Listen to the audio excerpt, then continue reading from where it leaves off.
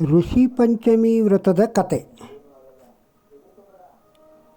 ಋಷಿ ಪಂಚಮಿ ವ್ರತವನ್ನು ಭಾದ್ರಪದ ಮಾಸದಲ್ಲಿ ಗಣಪತಿ ಹಬ್ಬದ ಮರುದಿನ ಮಾಡುತ್ತಾರೆ.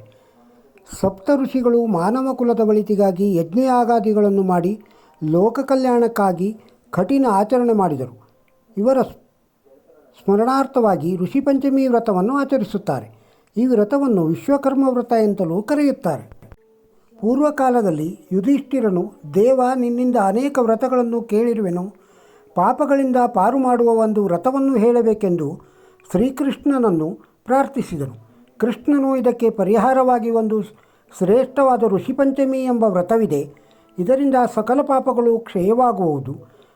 ಅಂದು ದೇವೇಂದ್ರನು ವ್ರತಾಸುರನನ್ನು ಕೊಂದಿದ್ದರಿಂದ ಬ್ರಹ್ಮಹತ್ಯೆ ದೋಷ ಬಂದಿತು. ಈ ಹತ್ಯೆಯನ್ನು ಇಂದ್ರನು ಒಳ್ಳೆಯ ಉದ್ದೇಶಕ್ಕಾಗಿ ಮಾಡಿದ್ದನು.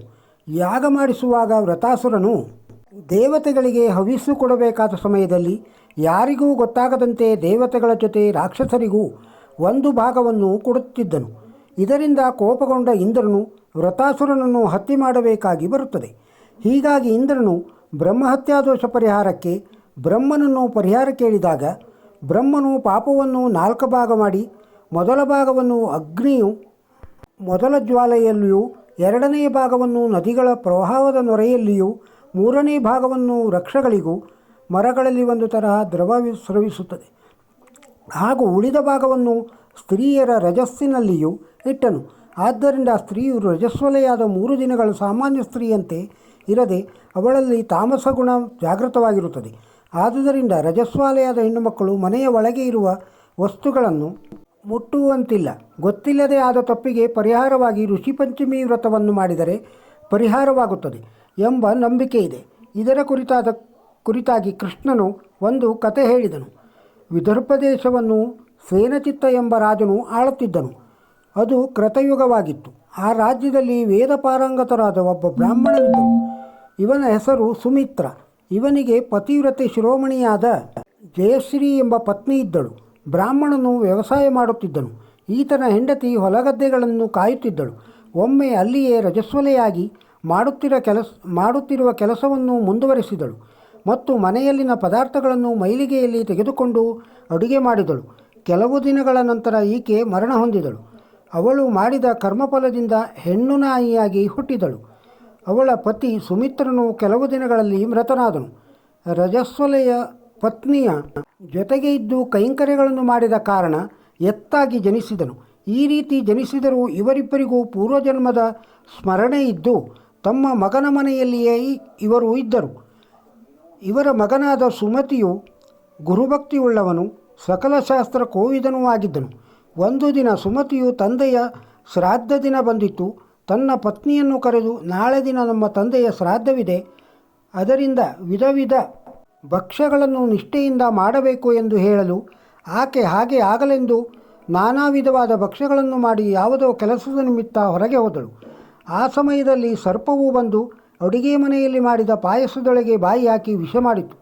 ಇದನ್ನು ನಾಯಿ ರೂಪದಲ್ಲಿದ್ದ ಸುಮತಿಯ ತಾಯಿ ನೋಡಿ, ಇದನ್ನು ತಿಂದರೆ ಬ್ರಾಹ್ಮಣನು ಸಾಯುವರು, ಇದರಿಂದ ಬ್ರಹ್ಮಹತ್ಯಾ ದೋಷವು ತಮಗೆ ಬರುವುದೆಂದು ತಿಳಿದು ತನ್ನ ಸೊಸೆಯು ಮನೆಗೆ ಬಂದ ಮೇಲೆ ಆಕೆಯು ನೋಡುತ್ತಿದ್ದಂತೆಯೇ ಪಾಯಸದ ಪಾತ್ರೆಯನ್ನು ಮುಟ್ಟಿತು.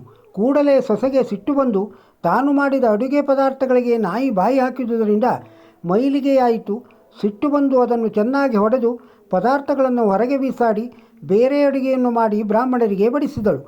ಈ ಕಾರಣದಿಂದಾಗಿ ನಾಯಿಗೆ ಆ ದಿನ ಊಟವನ್ನು ಕೊಡಲಿಲ್ಲ. ನಾಯಿ ಒಳಗಿದ್ದ ಹತ್ತಿರದ ಜಾಗದಲ್ಲೇ ಅವಳ ಪತಿಯು ಎತ್ತಾಗಿ ನಿಂತಿದ್ದನು.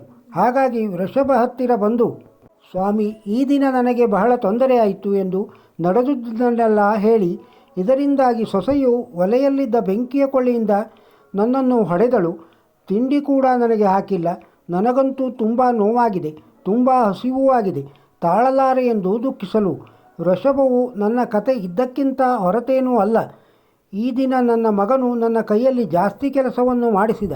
ಅಲ್ಲದೆ ನಾನು ಸ್ವಲ್ಪ ನಿಂತರೂ ಬಹಳವಾಗಿ ಹೊಡೆದು ಹಿಂಸಿಸಿದ. ನನಗೂ ಸಹ ಈ ದಿನ ಗ್ರಾಸವನ್ನು ಕೊಡಲಿಲ್ಲ. ಹಾಗಾದ್ದರಿಂದ ಈ ದಿನ ಮಾಡಿದ ಶ್ರಾದ್ದವು ನಿಷ್ಫಲವಾಯಿತು ಎಂದು ದುಃಖಗೊಂಡಿತು.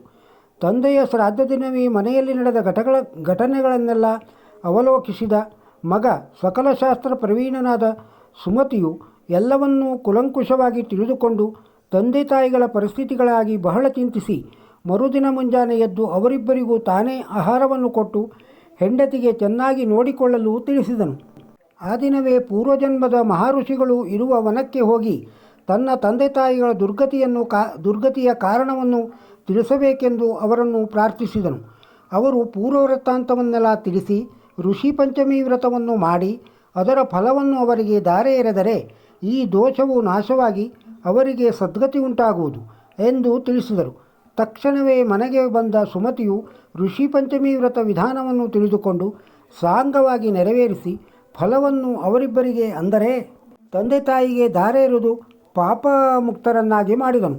ಅದರಿಂದ ಇಂತಹ ಪವಿತ್ರ ಋಷಿ ಪಂಚಮಿ ವ್ರತವನ್ನು ಮಾಡಿ ಇದರ ಕಥೆಯನ್ನು ಹೇಳಿದವರಿಗೆ ಸಕಲ ಸೌಭಾಗ್ಯ ಸಂಪತ್ತು ದೊರೆಯುವುದು ಎಂದು ತಿಳಿಸಿದನು. ಈ ವ್ರತ ಮಾಡಿದವರಿಗೆ ಸರ್ವತೀರ್ಥದ ಸ್ನಾನ ಫಲಗಳು, ವ್ರತಾಚರಣೆಯ ಫಲಗಳು, ಸರ್ವದಾನ ಫಲಗಳು ದೊರೆಯುತ್ತವೆ.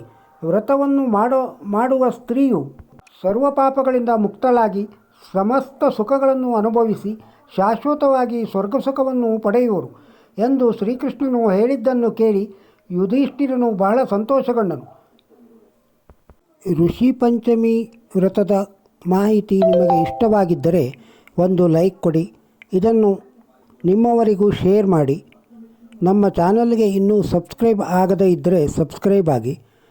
ಮತ್ತೊಂದು ಉಪಯುಕ್ತ ವಿಡಿಯೋದೊಂದಿಗೆ ಸಿಗೋಣ. ನಮಸ್ಕಾರ.